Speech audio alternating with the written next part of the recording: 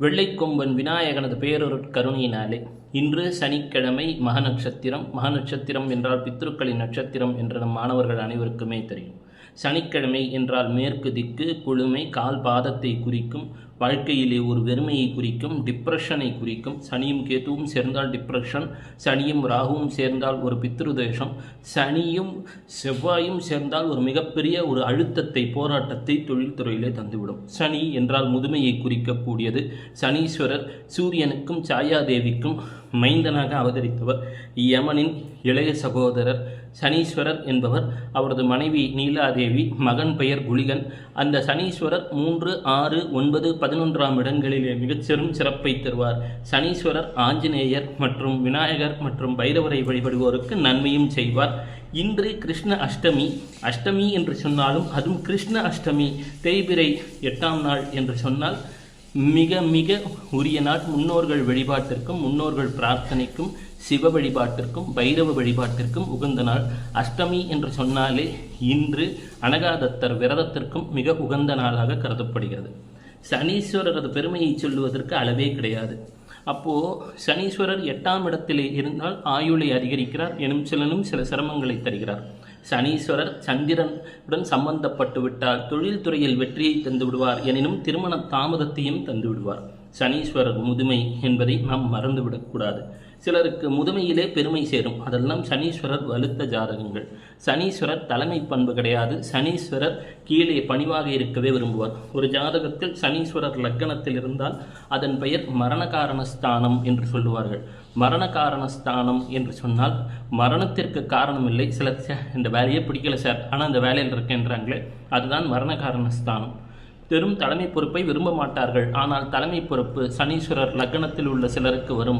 சனீஸ்வரருக்கு பிடிவாத குணமும் இருக்கும். உதாரணம் இந்திரா காந்தி, ஒபாமா, பெனாசிர் புட்டோ மூவர் ஜாதகத்திலும் லக்னத்திலே சனி விற்றிருப்பார். சனீஸ்வரரின் நட்சத்திரம் 3: பூசம், அனுஷம், உத்திரட்டாதி 3 நட்சத்திரங்கள்.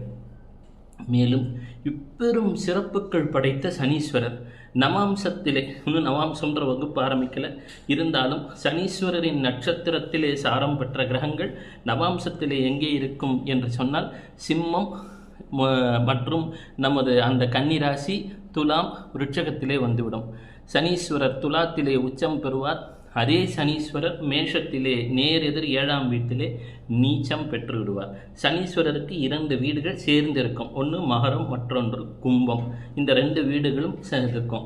சனீஸ்வரருக்கு மூலத்திற்கோண வீடு என்று சொன்னால் அவருக்கு மிகவும் பிடித்தமானது என்று சொன்னால் அது கும்பம். சனீஸ்வரரின் ஜன்ம நட்சத்திரம் என்று சொல்லக்கூடியது நமக்கு ரேவதி.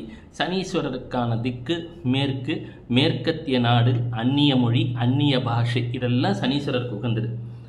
இப்போது சனீஸ்வரர் என்றால் குள்ளமான உருவம். சனீஸ்வரர் என்றால் கரிய நிறம். கரிய நிறத்தில் எல்லாமே ஈர்க்கப்பட்டிருக்கும். சனீஸ்வரர் ஈஸ்வராம்சம், இதையும் மறந்துவிடக்கூடாது. சனீஸ்வரர் என்றால் திருநள்ளாறு வழிபாட்டு தலம். திருக்குச்சனூர் என்பது பரிகாரத்தலம். சனீஸ்வரர் என்றால் சனிக்கிழமையை குறிக்கும், ஏழ்மையை குறிக்கும், வறுமையை குறிக்கும். நாம் வறுமையுற்றோருக்கும் நம்மிடம் கீழே வேலை செய்வோருக்கும் உதவுவதையும் சனீஸ்வரர் விரும்புவார். பொதுவாகவே சனீஸ்வரர் வலிமை பெற்ற ஜாதகம் என்று சொல்லிவிட்டாலே அவர்களிடம் ஒரு பணிவுத்தன்மையும் இருக்கும், எதிலும் வெல்லக்கூடிய ஆற்றலும் இருக்கும். அப்போ சனீஸ்வரர் என்றால் முழுமையாக நல்லவரா என்றால் அப்படியும் சொல்லிவிட முடியாது. ஒரு சஞ்சல புத்தியையும் குறிக்கும். 5ஆம் இடத்தில் லக்னத்திலிருந்து சனீஸ்வரர் இருந்து விட்டால் அவருக்கு எப்பொழுதும் ஒரு சந்தேக புத்தி இருக்கும். அவர் வீடு கட்டினால் சில சிரமங்கள் வரும். குழந்தைகள் வாழ்க்கையிலும் சில சமயம் சங்கடங்கள் வரும். எனினும் விநாயகர் வழிபாடு இருந்தால் இவையெல்லாம் தீர்ந்துவிடும். சந்திரன், உங்கள் ராசியில் சந்திரன் எங்கே இருக்கிறார் என்று பார்த்து அதிலிருந்து 4ஆம் இடத்திலே சந்திரனிலிருந்து 4ஆம் இடத்திலே சனீஸ்வரர் இருந்தால் இதயத்தை அவ்வப்போது மருத்துவரிடம் பரிசோதனைகள் செய்து கொள்ள வேண்டும். லக்னத்திலிருந்து 4ஆம் இடத்தில் சனீஸ்வரர் இருந்தால் வீடு வாங்கும் பொழுது அவ்வப்போது இறை வழிபாடு, தன்வந்திரி ஆலயத்திற்கு சென்று வழிபாடு செய்துவிட்டு வர வேண்டும். திருமணம் போன்ற நிகழ்ச்சிகளுக்கெல்லாம் இப்பெரும் சிறப்புகள் படைத்தவர் சனீஸ்வரர்.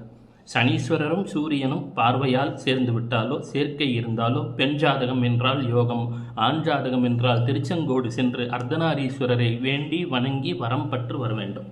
இதெல்லாம் சனீஸ்வரருக்கான ஒரு பேசிக் பாயிண்ட்ஸு. எனவே அவ்வப்போது சனீஸ்வரரை நினைப்போம். நீலாஞ்சன சமாபாசம் ரவி புத்திராம் யமாக்கிரஜம் சாயாமார்த்தாண்ட சம்பூதம் தம்னமாமி சனீஸ்வரம் என்று அவ்வப்போது சொல்லுவோம். காகத்வஜாய வித்மஹே கட்கஹஸ்தாய தீமஹி தன்னோ மந்தக பிரச்சோதயாத் என்று சொல்லுவோம். காகத்தை தன் கொடியிலே விற்றிருக்க வைத்திருக்கக்கூடியவன். அப்போ கொடி அப்படின்னு சொன்னாலே, கொடி என்பது கேத்து நட்சத்திரமான மகத்தை குறிக்கும். ஒரு கொடிதான் ஒரு நாட்டின் எல்லையையும் குறிக்கும்.